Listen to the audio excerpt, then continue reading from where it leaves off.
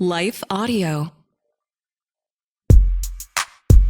Today I'll talk about that. John has his recliner dreams dashed and hesitates to tell strangers what he does for a living. Meanwhile, I have nightmares I can't wake up from and argue that a very popular trilogy of movies are all about 30 minutes too long. Plus a conversation about how we evaluate others versus how we judge ourselves. Today's episode is not sponsored by Sporks. Imagine an eating utensil somehow more useless than just using your hands. But first, a word from our actual sponsor.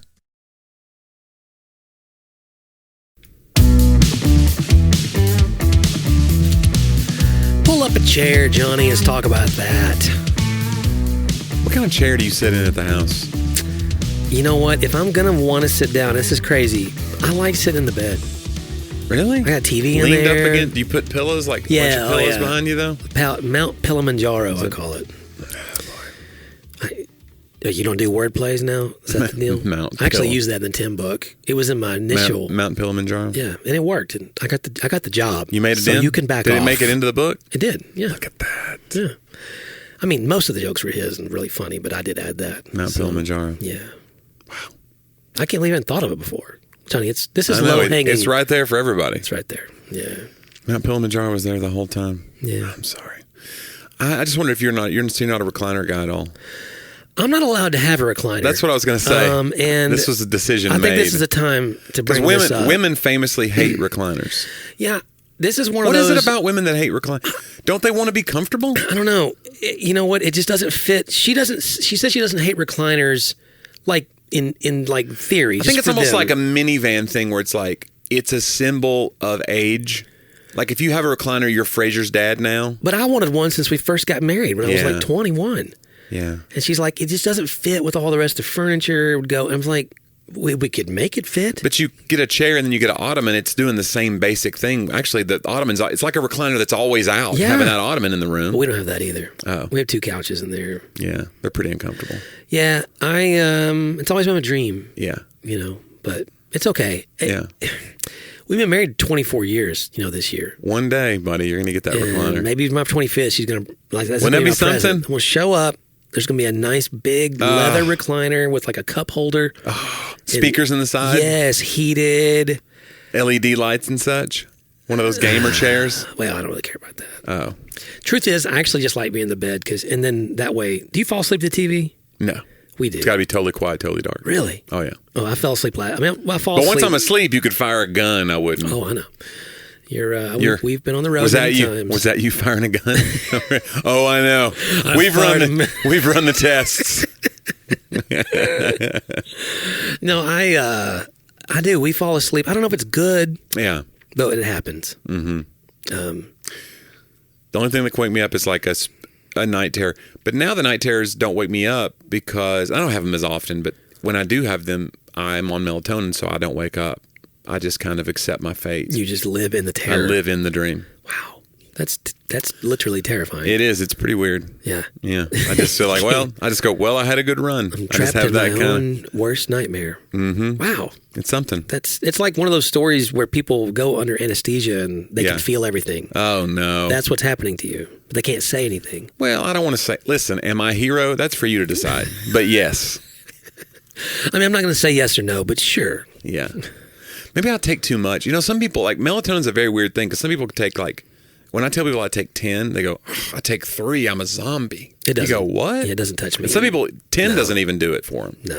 Melatonin does nothing for me. What do you do? A big weed gummy? What are you into, John? Benadryl. Benadryl? That's if I need to really sleep. I've heard that's not good. That's what they say. I asked my doctor about it one time. And what did he say? Because everything I read. What did he say, John? Well, number one, it was a she. Oh. I don't know why you would assume it was a man. What did Unbelievable. What did the doctor say? She said, I've never heard anything like that. They always look at me like I'm crazy. Like you read it on some weird... Well, I did. It's probably Instagram non-peer-reviewed. Yeah. Because I've heard that Benadryl can cause like dementia or something. Long exposure to Benadryl. I've never felt more clear-headed, Johnny. Actually, Are you sure that your doctor isn't just in the pocket of big Benadryl? I don't know if Benadryl's been around a while. Right. Long enough to contribute billions. Yeah. To doctors who are their shills. They're like, hey, look, we just give out Benadryl for everything. When you got a knee ache, take this Benadryl. Yeah. I don't know why she sounds like that all of a sudden. Does your knee hurt still? I don't know. I fell asleep. Woke up, my knee was killing me. I have things because of my cholesterol and everything, so I take meds at night. But right. If I want to sleep, just take a Benadryl. Or Theraflu is great. Like it has a. You take Theraflu when you don't have the flu? No. And you wouldn't consider that I don't. Abuse of this medication? When I'm sick, I take Theraflu. You go, hey, where's that Theraflu? Do you have the flu? I do tonight. I got the flu tonight. I'll tell you that right now. That's weird. I don't know. Why did you say it like that? I don't know why I did. Man. It was very... I can't believe you sometimes. I couldn't believe myself, really. It was almost as if I didn't even mean to. It was like Otis the drunk from... It was like, has he already had the Theraflu? Yeah. Like in this story, does the Theraflu make him sober? You've already chugged one. Buy one, get one. That's Thera 2. That's what I drink. Come on now. Come on. Thera 2. There you go, guys. Well, that's our show. It's fine. John's on a lot of heavy medications right now. Right now. You are having a hard time recovering from COVID. You got a nagging... I have to tell people, this is not COVID anymore. It's just the residual. Yeah. You know what I'm saying? Yeah. They don't believe me. What you'll get is the residuals. What you'll get is this new virus I've caught from all of this mucus that I've had now. Yeah. It's a... You're doing fine, though. Yeah. You've not given it to me yet. Well, I don't have it anymore. As this airs, I am hopefully on vacation. So we're recording this in advance. You want to tell them where you're going, or just? I don't really care. You're afraid they're going to track you, show up, or something? I don't need my fans showing up at the house being like, steal his car. Nobody wants my dumb hatchback. They're going to show up on your vacation. Oh, so. Could be. That could happen. Yeah. I'm going to Cancun, Mexico. Oh, okay. I thought you meant like Cancun, Nebraska. Cancun, Nebraska. It's beautiful. Cancun, Idaho. Wonderful people there. Yes. So we're going to one of those resorty places. And it's like 8 days, 8 nights. 8 beautiful nights. Like, that's unbelievable. You know, I know, we don't either. We don't ever do that. Ever get to go that long. We don't ever do that. I think one time we did 9 days maybe, or 8 days, and it felt like... Yeah. I felt like a new person. You know what I'm saying? And you're going to go feel like a new person now. What I'm hoping is that the COVID that you're inevitably giving me will kick in day 5. Yes. And then... Wait, do they keep you now if you get sick? No, not anymore. You know, in the old days, they would just quarantine you to one end of the... Yeah. It was my dream. They just slide food under the door. Yes. Sorry, that was your dream? Your dream to be sick? Get COVID in Mexico. I couldn't come home. They just kept bringing me food, and I just stared at the ocean for 2 weeks. I don't think that's how it worked. Really? I think it was not fun for those people. Because you can't come out of your room. It's a whole thing. If you have mild COVID... Mild, John? Maybe you... Listen, that'd be a great time to catch up on all the Lord of the Rings movies. Yeah. That's when I did see the Lord of the Rings movies, by the way, is during the pandemic. A lot of these movies, because they're trying to save the theaters, they were running those old movies, and they ran all the Lord of the Rings, and Curry and I went every day, and we watched them. I'd never seen them. So she goes, you got to go see them on the big screen. I go, okay. So we spent 10 hours I was going to say, you spent of my life. 10 weeks of your life. They're a lot. They are a lot. And I love plot and the thing that was interesting to me is at the end of Return of the King, which is the one that won all the awards and stuff. Like, it's the one that was it won Academy Award for Best Picture of the Year, I think. But anyway, the movie's they defeat the and then there's another 30 minutes of that's exactly goodbyes. What I said. They're getting on boats and going their separate ways, and I'm like, this is all extra. It's too much. You could have just had a little blurb at the end that said, and then Frodo. You saved the whole universe or whatever. You can't top that. Be done with it. What are you doing? It's too much. It's like a pastor that says, as I begin to close. Exactly. I would never do that. Yeah. I never say begin to close. Frodo, as I close. I used to say, I know, the last couple of years, occasionally I go, guys, I promise I'm bringing this in for a landing, Yeah. But I've realized I'm giving them too much. Mm-hmm. They don't need to be involved with those kinds of decisions. There's a clock starting in their head when you do that, and the judgment begins when you don't meet whatever expectations they've started with that clock. Because they're like, this means 2 minutes from now we're done and we can go to the buffet. Well, unless they've been here a long time, then they know. They know it's a lie. That a closing is 10 minutes or whatever. Right? I don't know. I don't know either. What does 10 minutes feel like to you, John? Actually, it feels like it's been almost 10 minutes right now we've been talking. Yeah. That's what I was going to say. It feels like right about now. You know what that means? It's time to hear from some of our wonderful sponsors. I think you should take us into the sponsors today. Listen, guys, some of y'all are out there and you think the show's over. You're like, oh, they defeated all the problems in the world with their sage advice and humor. But that's not true. We've got so much more to go. And we'll get to that right after these words from our sponsors.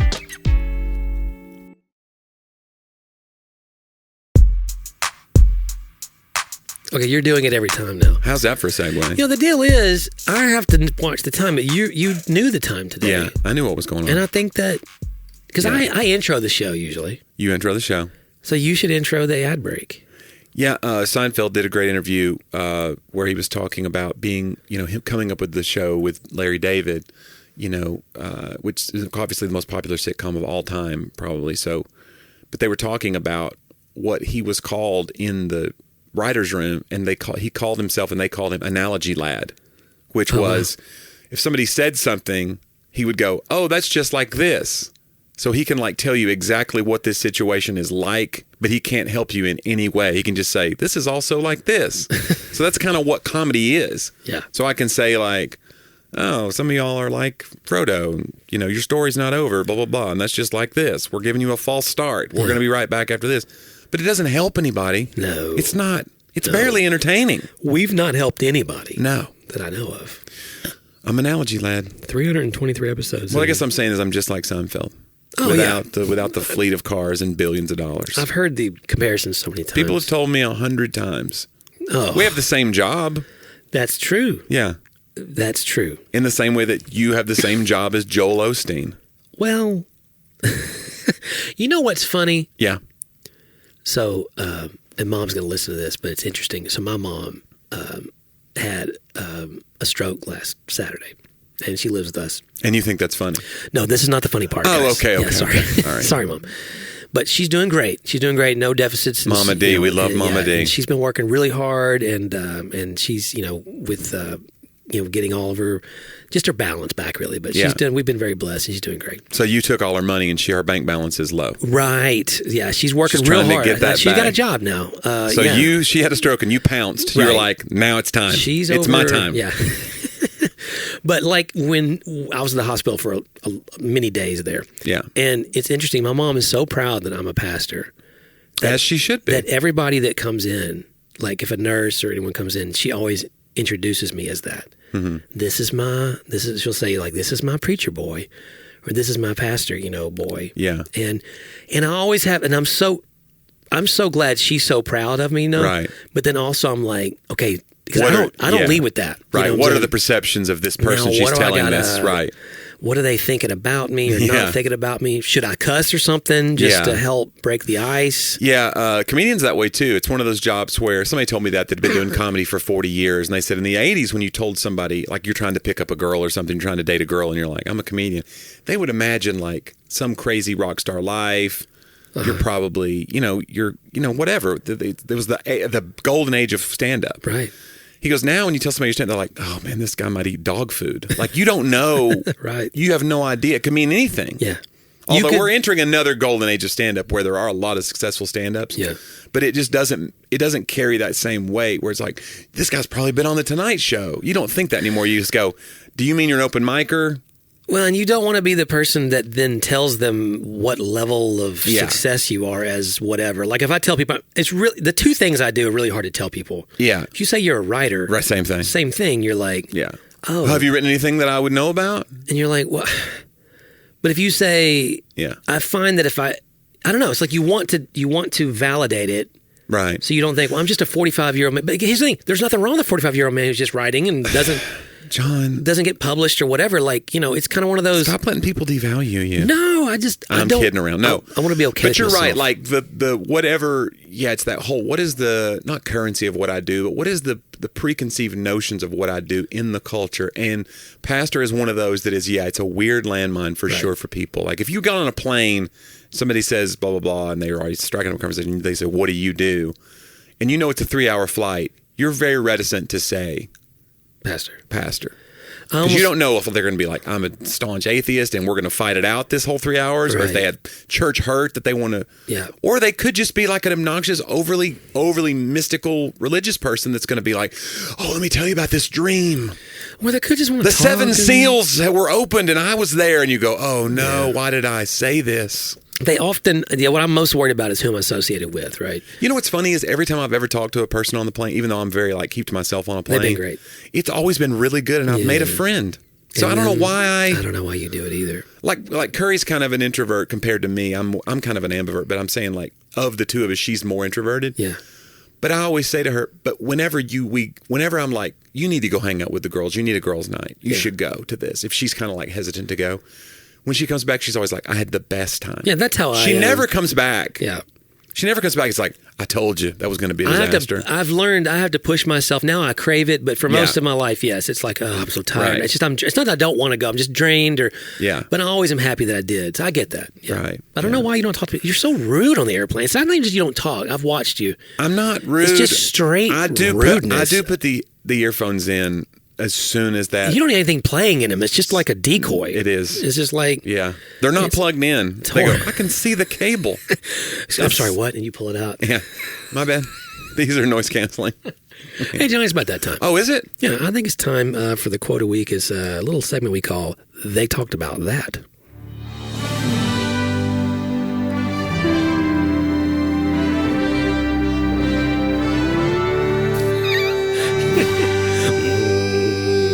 Johnny, you had a little slide whistle. I was there. all over the place. I was trying to. You get up to the note. You'll find it. Oh yeah, give it time. It's like one of those. What is that? Theremin. Okay, go ahead. That's great. Eleanor Roosevelt. Oh, that was really good today. To handle yourself, use your head. To handle others, use your heart. Okay, I've never heard that quote. Yeah.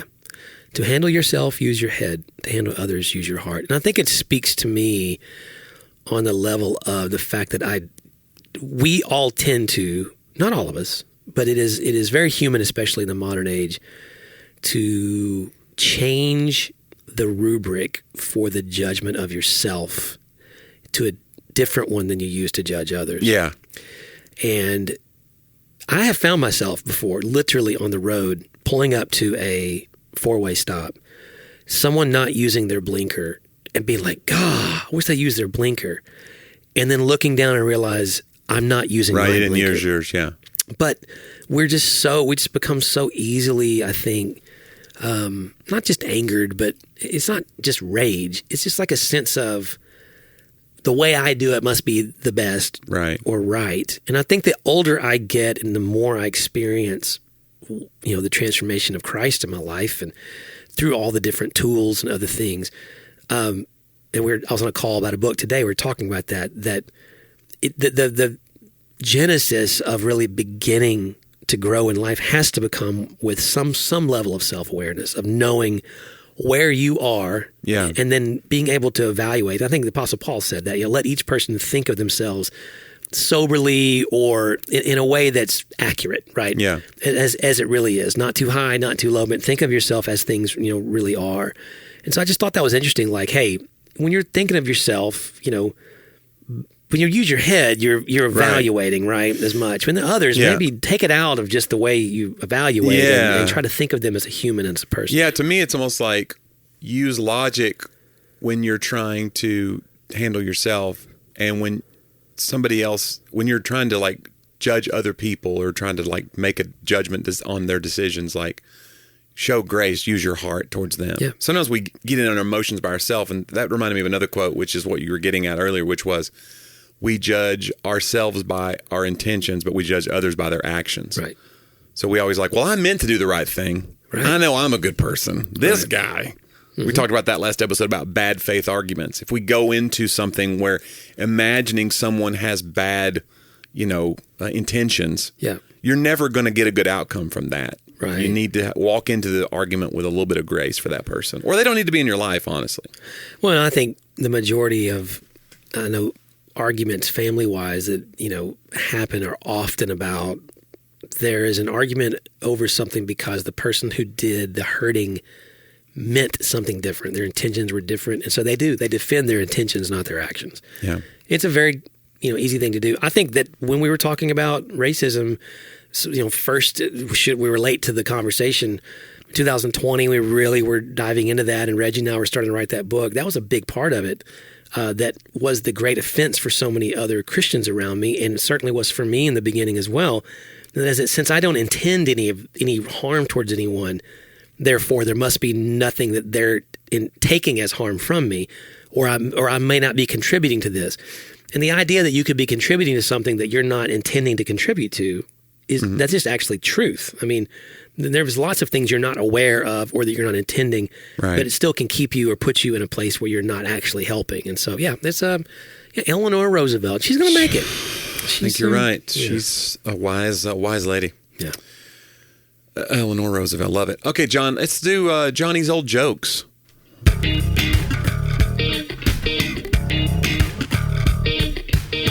There really was a slide whistle there. Yeah. It was just like your... That was something. I was trying to incorporate some harmony notes. I don't know. I apologize to any of that. I love it. Well, please don't... Hey, no. Don't change a thing. Okay, thank you. Johnny's old joke. This one is... I'd never heard this. I've heard this joke before. I've never heard the extended version of it, though. Okay. Which was... The first part of it I've heard before. Make me one with everything, says the Buddhist to the tofu hot dog vendor. Right? I've already said that. What did the Buddhist say to the hot dog vendor? Make me one everything. This is the rest of the joke, though. Then, after getting his tofu hot dog, the Buddhist hands the vendor a $20 bill. The vendor takes the money, begins helping the next customer. The Buddhist looks puzzled and asks the vendor, "Where's my change?" The vendor replies, "Change comes from within." Okay. I've never heard that tag. I haven't either, so, hey. It's one of the first jokes you told me about. Maybe, yeah. Yeah. Make me one with everything. I don't think you gave anyone else credit back then. I think that you were a hack, and I thought you were really funny on your own. There's a good chance of that. And it's fine. Really? I think then I went on and told other people and acted like it was mine, so it's fine. That sounds like something I would do. I've been doing that a long time. Again, bad faith arguments. There you go. John, let's end the show with This Week in History. We call it Talk About Then. John, this week, 1973, is where we get the phrase Stockholm Syndrome from. Okay. Do you know what Stockholm Syndrome is? Like, give me a synopsis of what you think it is. Isn't that where if you're like kidnapped, you begin to sympathize with your captors? Yes. Okay. It takes its name from a hostage crisis that began on August 23rd, 1973, in which Jan Erik Olsson, while on parole, made a failed attempt to rob a bank in Stockholm, Sweden, oddly enough. Instead, he ended up taking 4 people hostage. Olsson then demanded his friend Clark Olofsson, there's a lot of Olssons and Olofssons, because it's Stockholm, be released from prison and brought there. Olsson and Clark then held the hostages in the bank vault for 6 days, often threatening to kill them. So it's not like this was like, well, they were so nice. Right. It's just literally something that happened. They just... Because you always imagine, like, well, what was the Stockholm case? Like, maybe they were just, like, friendly. No, they threatened to kill him all the time. When the hostages were finally released, none of them would testify against their captors and even began raising money for their defense. The following year, Patty Hearst was taken hostage and joined her captors in robbing banks. She would claim Stockholm Syndrome as her defense, because once she kind of came out of the haze of that whole thing. Patty Hearst, of course, the granddaughter of the William Randolph Hearst. Right. So she was this wealthy socialite, and then she gets, taken hostage when she was a teenager. So it's like but then she used the Stockholm, because it happened. I didn't know that it happened so close to the original case, which is kind of fascinating. But yeah, so some people feel like they've been taken hostage by this show, I would imagine. They can't get out. Keep sympathizing. 320. They're like, are these friendly people? That reminds me of John Q a little bit, the Denzel movie. Oh, right, yeah. Which is based on a true story, I'm pretty certain, where he holds them all at gunpoint to try to get his son. But that's a really noble cause. He's fighting against the insurance the industry. HMOs his and all son that. needs a heart transplant, and they. I don't know. It's hard to know. Like, would you be one of those people that sympathize? It's like it's from the outside. It's easy to think like, well, there's no way I would ever. Yeah. But I don't know. Your mind does weird things. Yeah. When you're locked in a bank vault, evidently. John, I didn't know this. You're a U.S. history guy, but did you know that this week in 1784, East Tennessee declared itself an independent state? East Tennessee. East Tennessee declared itself an independent state. Are you state. sure it's not the state of Franklin? The state of Franklin, but it was East Tennessee declared itself an independent state. But they called it Franklin. Choosing the name Franklin in honor of Benjamin Franklin. Its legitimacy was denied by the U.S. Congress, and it ceased to exist in 1788. So 4 years we had a... state of East Franklin. Tennessee had the state of Franklin for about 4 years. I didn't know any of that. So Not related to the current Franklin, which is Middle Tennessee, which is just south of here. Yeah. John, Robin Leach died this week, 2018. Do you remember Robin Leach? Lifestyles of the Rich and Famous. Lifestyles of the Rich and Famous. Champagne Wishes and Caviar Dreams. And the reason I brought him up is because I think that there's something about him. It kind of started that whole idea of us wanting to be voyeurs into this idea of how the other half lives. It's like reality television a little bit. It's like that weird, we fantasize about what it would be like to have money, and we want to believe the lie even. Like, the thing that made me think of immediately was MTV Cribs, which we now know, like if you go back, there's all kinds of people just admitting, no, we rented those houses. That wasn't even my house. Like these rappers and all this stuff, they're afraid to look bad because they've already seen like Ja Rule's cribs. Right. So now when they do it, they're going to be like, I got to go. So they rent or they get their agent's house. Wow. And it's all a sham. And it's true of these Real Housewives shows too. Yeah. Some of these houses are not paid for. They're paid for by production companies and stuff. Wow. And it's true of this podcast. Yeah. This is not even real. You guys think these are actors. This is AI. Yes. There we go. But I just think it's interesting, like what it's done to our culture. And I think Robin Leach was like a weird fulcrum point of that. Right. In a way. Don't you think? You almost opened the mouth of the river into that whole thing. And now, Johnny, it's been gushing ever since. It has. He was the geometry teacher who couldn't get in the door, if you listened last week. And he pried it open, and I don't know what he did. Yeah, all right, John, finally, this week, 1992, in Dutton, Alabama, the election for mayor and city council had 0 votes. And it's because nobody ran for office. What? And I thought that was an interesting story for an election year. Yeah. That in 1992, I don't know how big Dutton, Alabama was, but nobody ran for mayor, and so nobody voted. Huh. And it was like... Or city council. Evidently it just says the election for mayor and city council too. So wow, they were just like, talk about voter apathy. Yeah, that's a real. And that's the year Clinton won the presidency. So it's not like Alabama and these rural red states weren't like fired up for politics then. Yeah, he's an Arkansas guy. That's what I'm saying. Arkansas, Alabama. I'm not trying to lump them together. I'm just saying like you would think. It's odd to me to think because some of these rural elections are, it's intense. You got 5-6 candidates. Yeah. But not in Dutton, Alabama. They were just maybe they were all just at rest.